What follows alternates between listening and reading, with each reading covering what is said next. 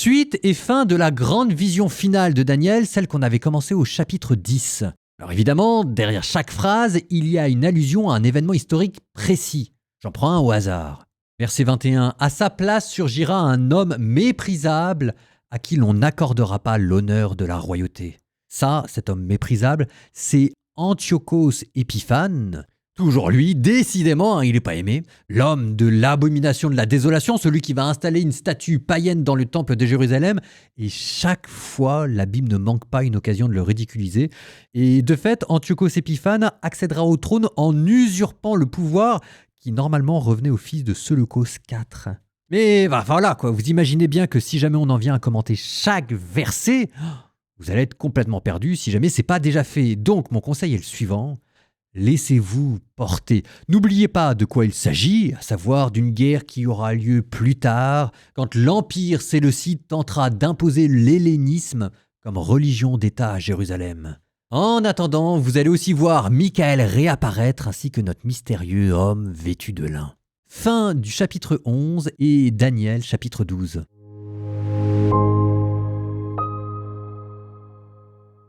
À qui l'on n'accordera pas l'honneur de la royauté, mais il viendra en toute tranquillité, s'emparer de la royauté par des intrigues.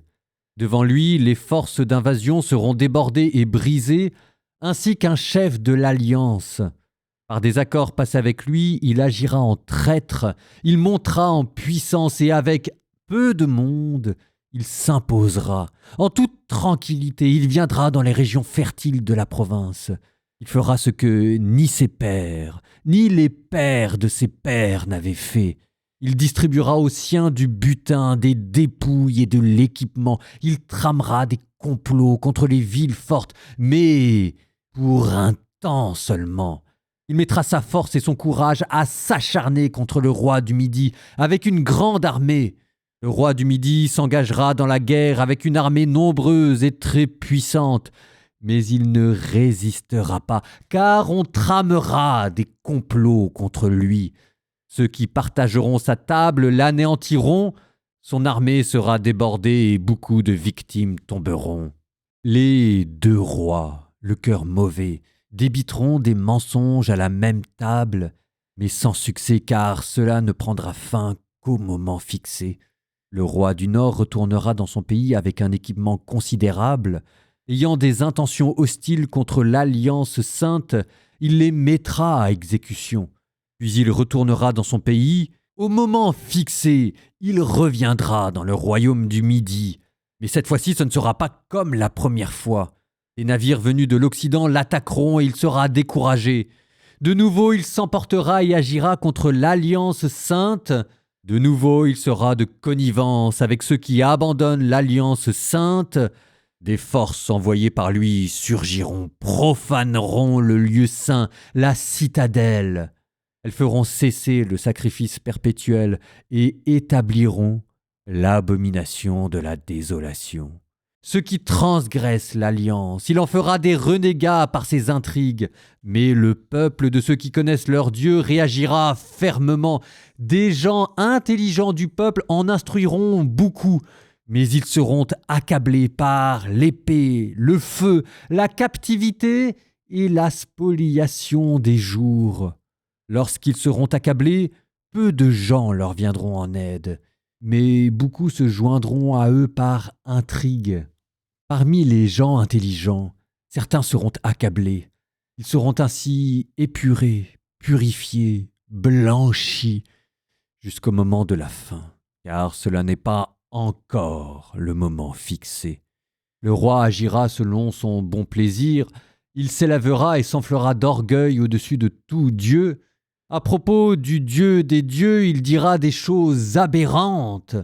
Il réussira jusqu'à ce que la colère soit à son comble, car ce qui a été décidé s'accomplira. Il n'aura d'égard ni pour le Dieu de ses pères, ni pour le Dieu favori des femmes, il n'aura d'égard pour aucune divinité, car il s'enflammera d'orgueil au-dessus de tout. À leur place, il honorera la divinité des citadelles, une divinité inconnue de ses pères. Il l'honorera avec de l'or, de l'argent, des pierres rares et des objets précieux. Il interviendra contre les fortifications des citadelles avec l'aide d'une divinité étrangère. Il comblera d'honneur ceux qui la reconnaîtront. Il leur donnera autorité sur beaucoup et distribuera des terres en récompense. Au temps de la fin, le roi du Midi l'affrontera. Le roi du Nord fondera sur celui-ci avec ses chars, ses cavaliers et ses nombreux navires. Il arrivera dans les pays, il y déferlera, il les traversera, il arrivera jusqu'au pays magnifique et beaucoup seront accablés.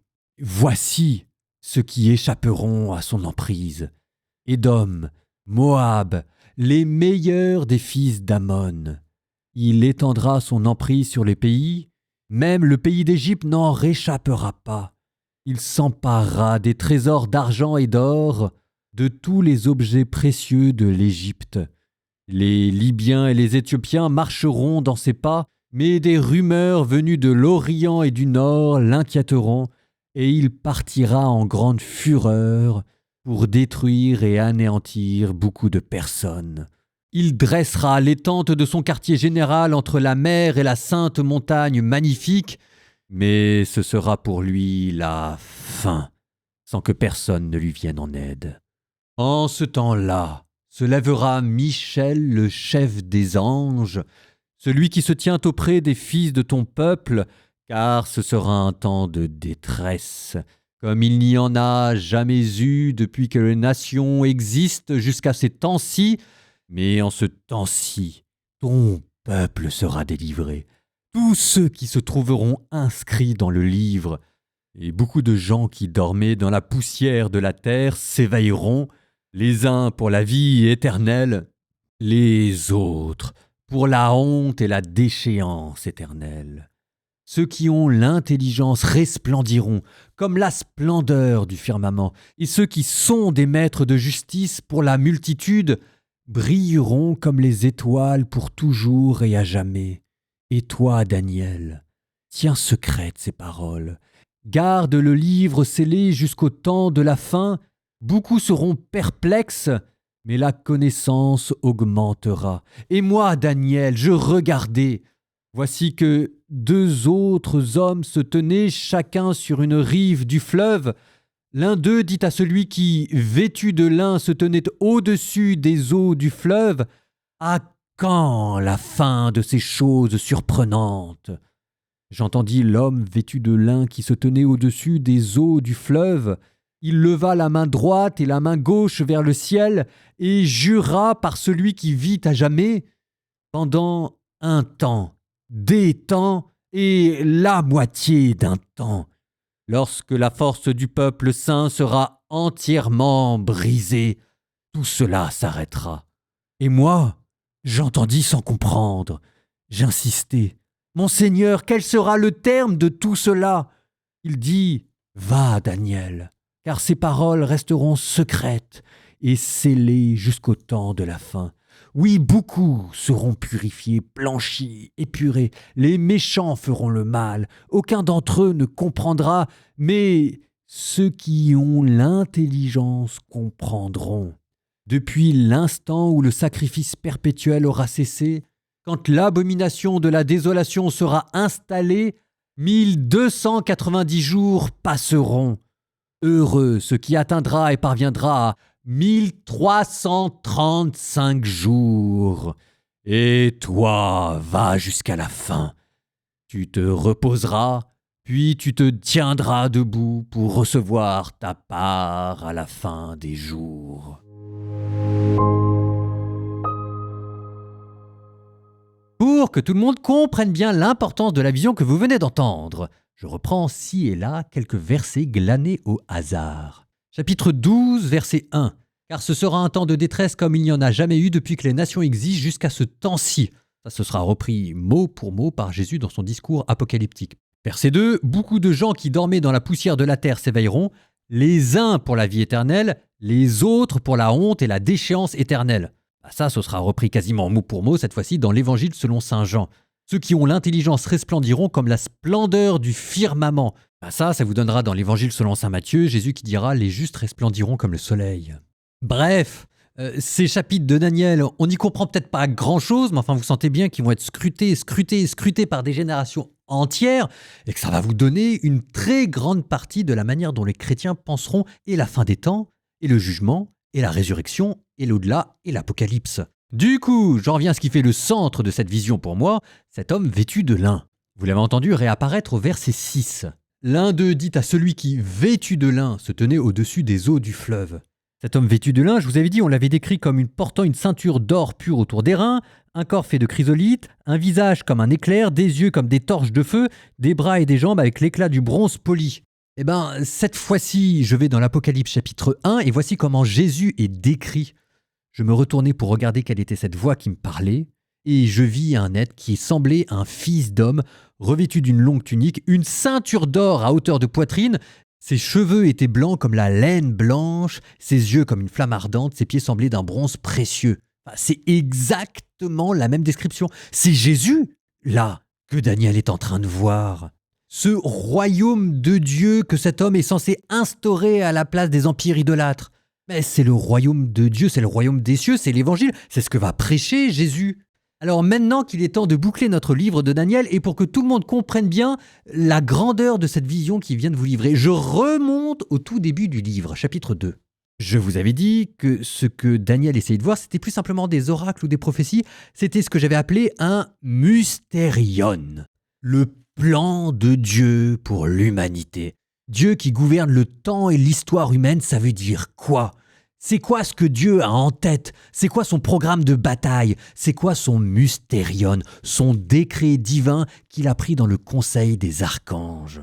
Eh bien, passant par-delà le voile, apocalyptein, c'est ce que Daniel vous a décrit tout au long de ce livre. Et on a vu comment ce plan de Dieu, ce décret, prenait corps, vision après vision. On avait d'abord vu une statue faite d'un alliage de métaux de plus en plus dégradés qui est en fait représentait les civilisations païennes, qu'un rocher allait détruire. Ensuite, on a continué et on a vu des bêtes qui surgissaient de la mer.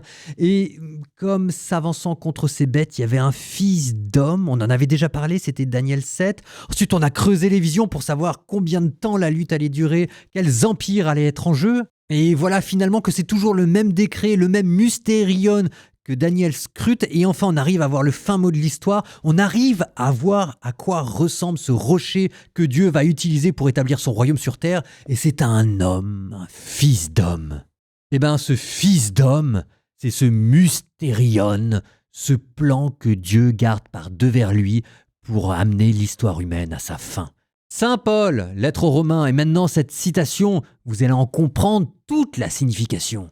Jésus-Christ, révélation d'un mystère, enveloppé de silence aux siècles éternels, mais aujourd'hui manifesté. Ce mystère enveloppé de silence aux siècles éternels, c'est ce que Daniel a commencé à voir. Ce mystérion, Daniel l'appelle comme un, je cite, fils d'homme. Eh bien, c'est ce titre-là que Jésus choisira de reprendre. Nous terminons par une prière, toujours cette prière des hommes, le cantique des 3 jeunes gens dans la fournaise.